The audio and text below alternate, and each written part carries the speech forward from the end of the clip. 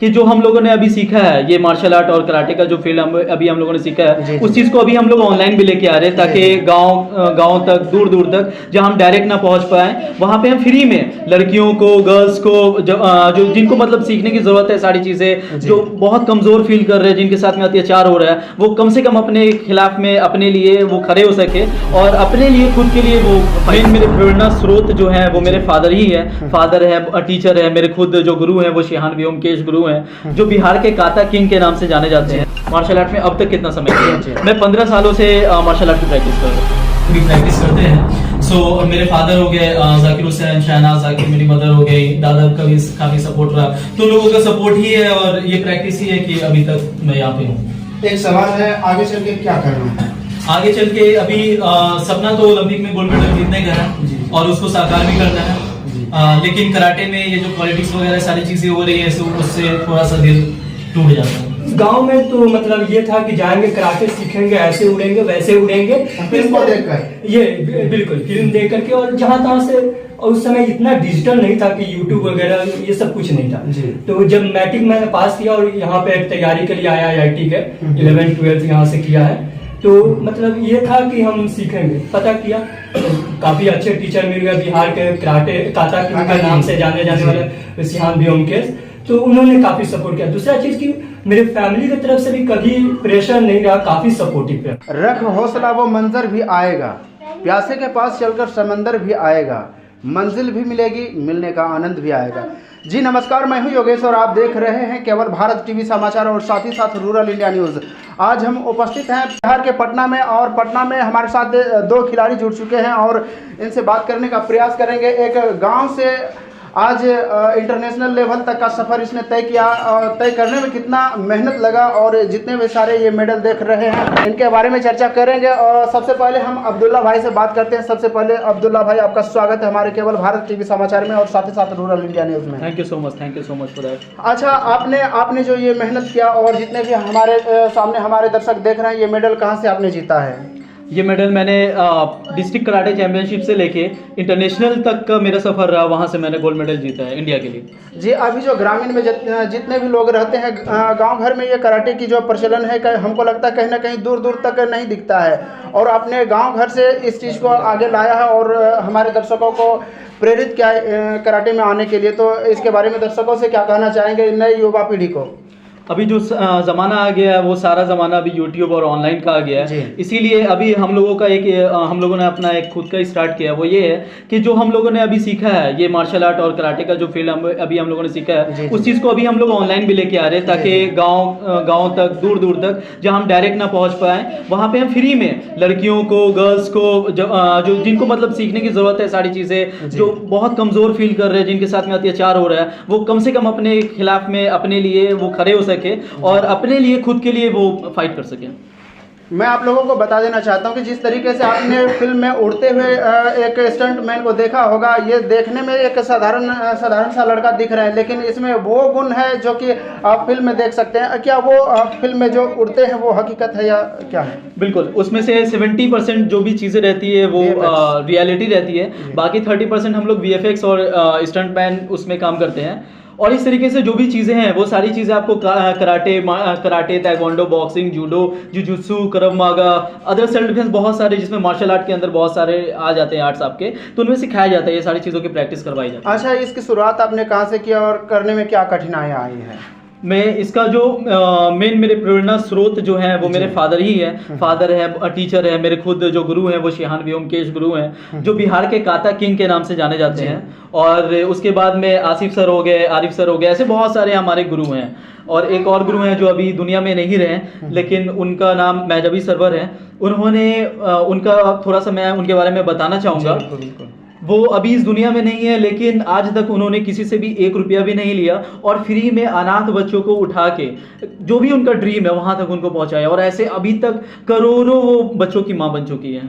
अच्छा, अभी प्रैक्टिस जारी है या फिर छोड़ दिए हैं? बिल्कुल, अभी प्रैक्टिस जारी है। मैं खुद भी प्रैक्टिस करता हूँ और बाकी मेरे यहाँ पे मेट्स हैं, ये सारे मेरा मेट सैफ अली है, हम दोनों साथ में ही प्रैक्टिस करते हैं। और बाकी ये दोनों मेरे जूनियर छोटे भाई हैं, तो ये सब भी प्रैक्टिस करते हैं साथ में। अभी भी प्रैक्टिस जारी है, अभी भी हम लोग प्रैक्टिस कर रहे हैं और बहुत आगे अभी लेके जाना है, वर्ल्ड कराटे चैंपियनशिप में लेके जाना है। जी, इसमें आपने समय कितना दिया है मार्शल आर्ट में? मार्शल आर्ट में अब तक कितना समय दिया? मैं 15 सालों से मार्शल आर्ट की प्रैक्टिस कर रहा हूँ।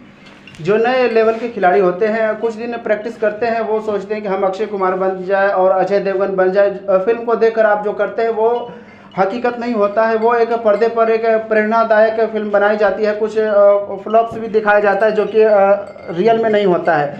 और ये देखिए हमारे साथ जो अब्दुल्ला भाई थे, ये 15 साल से इस फील्ड में काम कर रहे हैं और निरंतर इसकी मेहनत जारी है ना? बिल्कुल बिल्कुल। और इसके बाद में मेरे जो फादर हैं वो खुद चुके स्पोर्ट्स पर्सन है, मिक्स मार्शल आर्ट से वो ब्लैक बेल्ट हैं और अपने ज़माने में वो कुंफू भी सीखे थे और कुंफू की भी प्रैक्टिस करते हैं। सो मेरे फादर हो गए जाकिर हुसैन, शहनाज जाकिर, मेरी मदर हो गई, दादा का भी काफ़ी सपोर्ट रहा, तो उन लोगों का सपोर्ट ही है और ये प्रैक्टिस ही है कि अभी तक मैं यहाँ पे हूँ। एक सवाल है, आगे चल के क्या करना है? आगे चल के अभी सपना तो ओलंपिक में गोल्ड मेडल जीतने का है जी। और उसको साकार भी करना है जी। लेकिन कराटे में ये जो पॉलिटिक्स वगैरह सारी चीज़ें हो रही हैं, सो उससे थोड़ा सा दिल टूट जाता है। सरकार के तरफ से यानी कि किसी तरह की मदद नहीं मिल रही है ना?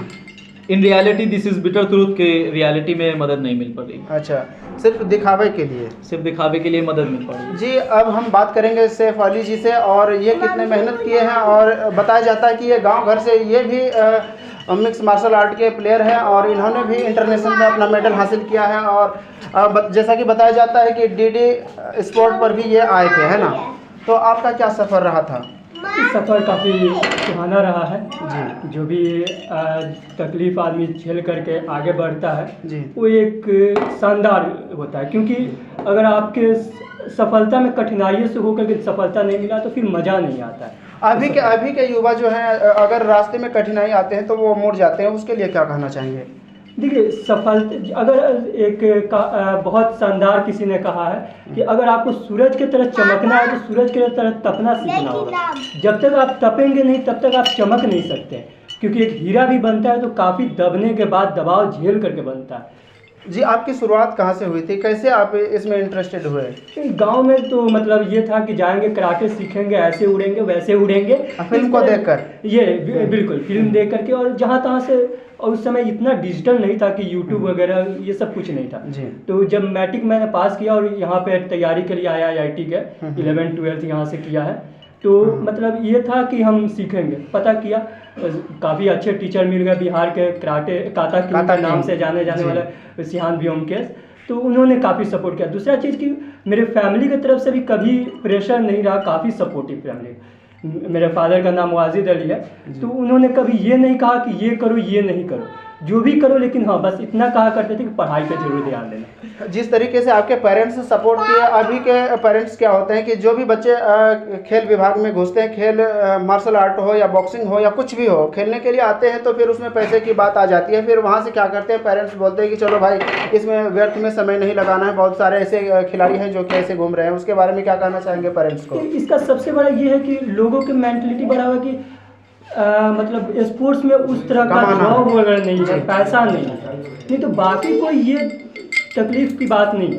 तो लोग जब तक ये माइंड सेट रखेंगे, और दूसरा चीज़ सरकार की तरफ से भी काफ़ी, अगर क्रिकेट को छोड़ दिया जाए तो बाकी किसी खेल को लेकर के ये नहीं रहा, जागरूक नहीं है। हाँ, अगर सरकार थोड़ा सा ध्यान दे, और आजकल तो काफ़ी कबड्डी का लीग आ गया है, कुश्ती का लीग आ गया है, क्रिकेट का तो खैर इंडिया के लिए ये है, तो ये धीरे धीरे चेंजिंग हो रहा है, इसमें कोई शक नहीं है। फिर से हमने तो एक आर्टिकल भी लिखा हुआ था कि हर स्टेट में या और डिस्ट्रिक्ट में हो सके तो और बेटर है, लेकिन एक खेल यूनिवर्सिटी होना चाहिए, जो कि बिहार का सबसे बड़ा, हर चीज़ का यूनिवर्सिटी मिलेगा, लेकिन खेल यूनिवर्सिटी बिहार में क्या पूरे इंडिया में नहीं मिलेगा। गिन के 1-2 यूनिवर्सिटी मिलेंगे, अगर 1-2 यूनिवर्सिटी है तो प्रोडक्ट निकलेगा कहाँ से निकलेगा? सही बात है। और भी आपके साथ ये लड़के हैं, ये कौन है, इनके बारे में कुछ बताएंगे आप? ये दोनों सेंट जेवियर के स्टूडेंट हैं जी जी। तो ये अभी हाल में स्पोर्ट्स मीट चल रहा है सेंट जेवियर का, उसमें best player of the year या क्या 2000 चीज़, कबड्डी में या क्या चीज़ में, कौन से नहीं, game? All over game, all over game, all जी। Over game. स्पोर्ट्स मीट में कोई भी लड़का किसी भी गेम में पार्टिसिपेट करे, मल्टीपल गेम्स में, और इसने मल्टीपल गेम्स में खेल करके बेस्ट प्लेयर का अवार्ड मिला। जी सरकार से आपकी क्या मांग है सरकार से स्पोर्ट को लेकर? स्पोर्ट्स को लेकर के ये है कि एक ऐसा सिस्टम तैयार करे कि अगर कमज़ोर बच्चा भी आए तो उसके फाइनेंशियल प्रॉब्लम नहीं है। फाइनेंशियल प्रॉब्लम क्या आता है, जैसे साई का है तो साई में के जैसा और भी इनिशिएटिव सरकार को लेना पड़ेगा। साई काफ़ी पुराना हो गया, उसको और मॉडर्न तरीके से लाना पड़ेगा। खेलो इंडिया काफ़ी अच्छा इनिशिएटिव लाया गया था, लेकिन उसमें बहुत सारी कमियां हैं जिसको सरकार को ही सुधारना होगा, उसको गांव तक पहुंचाना होगा। दूसरा चीज़ सबसे अच्छा अगर सरकार कर सकता है वो ये कि हर स्कूल में, हर सरकारी स्कूल में एक पीटी टीचर होना चाहिए। आज लाखों पीटी टीचर सड़क पे भटक रहे हैं, 5000 का जॉब करने के लिए तैयार है, लेकिन उनको स्पोर्ट्स खाली जगह होते हुए भी नहीं स्पोर्ट्स टीचर के लिए रखा जा रहा है। हम आपसे रिक्वेस्ट करेंगे, आप मीडिया के भाई हैं सभी लोग, आप किसी भी स्कूल में जाइए, 10 स्कूल में जाइए, एक भी स्कूल में पीटी टीचर नहीं मिलेंगे। 100 स्कूल में जाइएगा सब एक मिलेगा। तो आप लोग भी इस पे बात को उठाइए, स्कूल जाकर के आप पता कीजिए कि कितने पीटी टीचर हैं, तब सरकार जरूर। जी आपको रोकना चाहेंगे, जितने भी युवा जो आते हैं यूनिवर्सिटी गेम खेलने के लिए, चाहे कबड्डी हो या कराटे हो या बॉक्सिंग हो या जो भी स्पोर्ट खेल हो, उसमें बताया जाता है कि क्रीड़ा शुल्क भी लगता है। लगने के बाद में होता क्या कि सिलेक्शन जब नेशनल के लिए होते हैं तो बाद में यूनिवर्सिटी के तरफ से पैसे लिए जाते हैं स्टूडेंट से, सरकारी उसको किसी तरह की सुविधा नहीं दी जाती है। तो आपको उस तरह की कोई सुविधा मिली है क्या यूनिवर्सिटी के तरफ से? नहीं, मेरे यूनिवर्सिटी में भी काफ़ी अच्छे टीचर थे, कृष्णनंदन सर थे, इस तरह की कोई बात नहीं आया है कभी। एक मेरे फ्रेंड थे वहाँ के छात्र नेता चंदन भाई, तो कभी इस तरह की दिक्कत तो नहीं आई है। लेकिन ऐसा नहीं कह सकते कि हमें नहीं आई है तो किसी को भी नहीं। हम बहुत लकी मानते हैं कि हमको अभी तक कोई पैर खींचने वाला नहीं मिला है, और इसके लिए हम बहुत ग्रेटफुल हैं। अच्छा, कौन से यूनिवर्सिटी से थे आप? हम मगध यूनिवर्सिटी से, TPS कॉलेज मेरा था ग्रेजुएशन का, और वहीं से मैंने ये जो बॉक्सिंग का सिल्वर मेडल जीता है, तो ये मैंने वहीं से। ये देख सकते हैं, ये मगध यूनिवर्सिटी से थे। और भागलपुर के यूनिवर्सिटी के जितने भी लोग देख रहे हैं, तो आप देख सकते हैं यूनिवर्सिटी में बच्चे के साथ जो खेल खेला जाता है, पैसे की खेल, वो कहीं ना कहीं ये इस चीज़ को दर्शाता है कि कहीं ना कहीं हमारे बिहार में भागलपुर सबसे पीछे है, और बच्चों से जो पैसे की वसूली की जाती है ये नहीं होनी चाहिए। और फिर से मैं अब्दुल्ला भाई से बात करना चाहेंगे, हमारे बिहार के ग्रामीण क्षेत्र में रहने वाले युवाओं को आप क्या कहना चाहेंगे? हमारे जो युवा भाई हैं, हाँ, उनके लिए मैं एक मैसेज ये देना चाहूँगा जी कि सबसे पहले तो हम लोग सारे आलसी हो गए हैं, दिस इज़ रियलिटी। किसी का कोई समय नहीं है। जो अभी फ़ोन के जो टेक्नोलॉजी आई है उससे हम काफ़ी पीछे चले गए हैं, खुद से भी नहीं मिल पा रहे। तो सबसे पहले तो किसी एक स्पोर्ट को आप ज्वाइन कर लीजिए ताकि आप डिसिप्लिन रहें। अगर आप डिसिप्लिन रहेंगे तो आप लाइफ में जो भी अचीव करना चाहते हैं उसके लिए डिसिप्लिन सबसे इंपॉर्टेंट चीज़ है। तो आप बिल्कुल वो चीज़ आप अचीव कर पाएंगे। दूसरी चीज़ के माँ बाप का ध्यान रखें, खेल में खुद का ध्यान रखें, और उसके बाद जो भी अपना ड्रीम है आप अपना गोल बनाएं, छोटा छोटा गोल बनाएं। मैं ये नहीं कह रहा हूँ कि एक बार में आप एकदम सोचें कि मुझे ओलंपिक में जाना है। छोटा छोटा गोल बनाएं और उसको अकम्प्लिश करें, उसको पूरा करें। आफ्टर दैट आपको खुद से ये प्रेरणा मिलेगी कि मुझे और आगे करना है और बढ़िया करना है। चलिए, इतना कीमती वक्त देने के लिए अब्दुल्ला जी बहुत बहुत धन्यवाद, और सैफ जी आपको भी जी धन्यवाद। मैं कुछ चीज़ें और आपको इंडिकेट करना चाहूँगा। जी। पटना के बेस्ट स्कूल में से मैं इस चीज़ को दोबारा से इंडिकेट कर रहा हूँ। पटना के बेस्ट स्कूल में से एक पटना का सेंट जेवियर भी माना जाता है। और सेंट जेवियर से हमारे पास में 2 स्टूडेंट हैं, मेरे 2 छोटे भाई हैं, जिनके बारे में जो अभी काफ़ी बढ़िया राइज कर रहे हैं। उनका राइजिंग टाइम काफ़ी बढ़िया है। इसमें मैंने अभी बताया एक छोटे भाई ये हैं जिन्होंने अभी पूरे साल का 2022 से लेकर 2023 का best sports person of the year का अवार्ड लिया है। और ये हमारे गजनफर हैं, ये भी छोटे भाई हैं। इन्होंने बेस्ट रेडर का, कबड्डी जो कि इंडिया के बेस्ट गेम में से एक माना जाता है, इन्होंने बेस्ट रेडर का खिताब लिया है और बहुत सारे मेडल्स इन्होंने जीते हैं। जी, यहाँ से सिलेक्शन होने के बाद फिर कहाँ जाएंगे ये?